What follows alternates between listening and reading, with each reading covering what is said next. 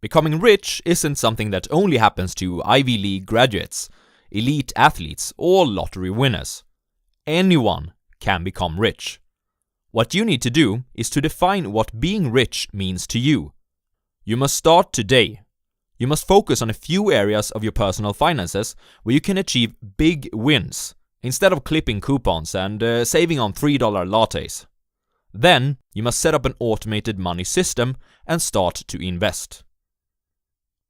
Feeling overwhelmed already? Well, don't. We will go through all of what I just mentioned in this video. And best of all, after the first setup, you will be spending no more than 90 minutes on your personal finances per month. This is a book review / summary of the, in my opinion, 5 most important takeaways from I Will Teach You to Be Rich by Ramit Sethi. Takeaway number 1. What does rich mean to you? First and foremost, you must decide what being rich means to you and become a conscious spender who prioritizes. It's 100% okay to spend unapologetically on the things you love, as long as you cut down costs on other stuff. Heck, even Mike Tyson, who earned hundreds of millions, has been in financial trouble because he didn't spend consciously. Oh, I see that the Joneses just bought a new Volvo. Maybe it's time that we upgrade our own car. That Armani suit that James had at work today was pretty sweet, alright. I definitely need one of those. Darling, the Andersons are going to Costa Rica for Christmas. Shouldn't we go too? It's all too easy to get lost and try to mindlessly keep up with your friends. It can be a full-time job in itself. But you must remember that there's always a trade-off. Sure, you may be able to pick that house that costs $100,000 more, but in that case, you may have to say no to buying that new Tesla. Take Mary as an example. She spends $6,000 a year on designer shoes, with a $50,000 take-home salary. Do you think that she has control over her personal finances and that she's on a path towards an early retirement? She is! Because she shares an apartment with a friend and because she uses public transport, she can easily afford to spend lavish sums on what she loves, which is designer shoes, and still be on her way towards financial success. There's power in saying no to things we do not like or need, and there's even more power in saying yes to the things we love. Takeaway number 2. Beware the minutiae. Benjamin Franklin famously said, "Don't put off until tomorrow what you can do today." Do you want to know the single most important thing to get rich? Starting early. Sure, the best time to start was probably 10 years ago for most of us. But you know what? The second best time is today. For example, here's something that you probably can do today. Set up an online savings account with no fees, no restriction on withdrawals, and a high interest rate. Simply Google high interest rate savings account in But here's where a lot of skeptics and procrastinators stop. How can I be sure that this is the account with the highest interest rate? This is just an excuse not to get started. More is lost from indecision than from mediocre decisions. Ramit Sethi teaches something he calls the 85% solution. He says that he would much rather get it 85% right than do nothing at all. Another excuse towards setting up that account today may be, I only have $100. Why bother setting up an account that will generate just a few dollars per year? It's important to notice that no amount is too small when you are forming great money habits.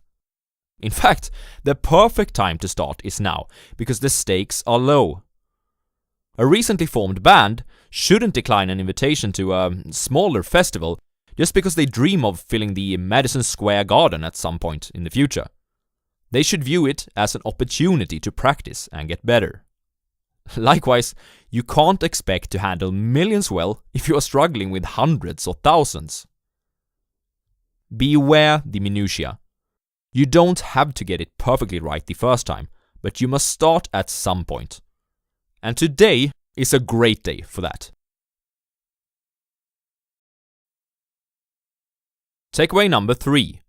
Swap your attention from micro to macro. Have you ever heard this before? Save on $3 lattes. Get a temporary 0.1% better interest rate by switching to Ally Bank. Clip coupons. If there's something that I especially liked about I Will Teach You to Be Rich by Ramit Sethi, it's his emphasis on macro over micro decisions. These 3 examples represent micro decisions. While you may feel like you're automatically a part of the lean fire movement by involving yourself in such activities, this is not where the battle is won. This is like the pro-environmentalist who keeps harassing you about cooking your food with a lid on, but who flies transatlantic at least 4 times per year. We should focus our energy on 5 to 10 things that really matter, that will yield exceptional results and good return on invested energy. Here are a few of those big wins. Automating your money system. More on this in the next takeaway. Keeping a great credit score. Using credit cards to get free cashbacks and rewards. By the way, please comment down below if you know of a card where you live that has great rewards. Contributing money towards a 401k to get at least the full employer match. Paying off your credit card debt. Cancel your subscriptions and instead buy monthly. A tip from my brother here. If you want to watch a specific series on, say, Netflix for instance, you can pay the subscription for 30 days and then instantly cancel. You'll have time to watch that series that you created the account for, but you won't end up paying for a product that you're not using, say 3 months down the line. Focus on cutting your costs in a few problem areas rather than a little bit here and there.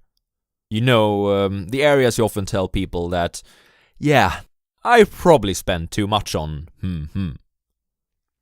Negotiating a raise. Doing freelance work. Buying a house that you can afford. Buying a car that you can afford.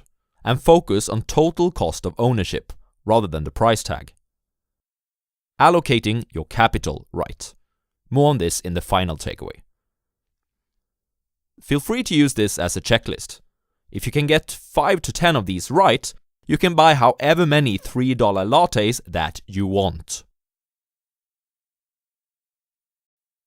Takeaway number 4. Set up your automatic money system. We humans are weak at times. We get distracted, bored, unmotivated, etc., which endangers our prior investing efforts and saving habits. You think that you care, but that's probably just right now. In 2 weeks, it will be back to watching cat videos and Netflix again. Therefore, we must set up an automatic money system that can save us from our worst selves. This system will make sure that we stick to our long-term money plan by allocating our income each month for us. Creating an automated money system is a way of doing some work right now to reap a lot of benefits for years and years to come. By the way, smash the like button if you like benefits for years to come. For your system, you'll need a checking account. This is where the money goes first. Think of it kind of like a distribution center. Its main purpose is to feed your other accounts appropriate amounts by using automatic transfers and to pay off all your bills. A savings account. This is a parking spot for short-term to mid-term savings goals. Vacations, gifts, your wedding, a down payment on a house, etc. Pick one with no fees, no restriction on withdrawals, and a high interest rate. A credit card. Used correctly, this is a free short-term loan with rewards and perks. Get at least one which gives cash back. A retirement savings account, such as a 401k or a Roth IRA, although this is country-specific. An investment account. Get one from an online broker. Your automated money system must be based on a conscious spending plan, which contains 4 buckets. fixed costs, investments, savings, and guilt-free spending. Here's a great suggestion on what percentage of your take-home pay that these should represent. Fixed costs, 50 to 60%. Investments, 10%. Savings, 5 to 10%. Guilt-free spending, 20 to 35%. Now, here's an illustration on how you could distribute your money in order to follow such a spending plan. Don't go lower than 5% towards savings and 10% towards investments, because these two buckets will be the backbone of your new rich life. However, if you implement a few of the big wins from takeaway number 3, you'll be able to raise these percentages in no time. Automation is great because we learn to live without the money. If we never see it, we never get the urge to spend it.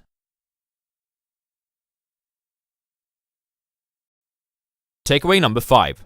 The pyramid of investing options.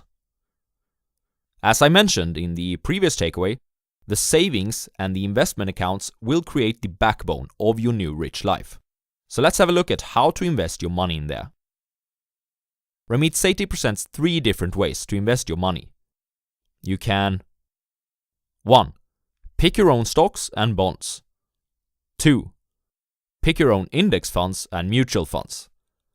3. Invest in a target date fund. This is the pyramid of investing options. The higher up in the pyramid, the simpler the investing process. Ramit Sethi thinks that for 99% of people, the second or third level in the pyramid is the best option. I think this number may be considerably lower with you guys. Just watching these videos probably puts you in the top 10%, but here's why Ramit thinks so. It's difficult for the individual investor to beat the market.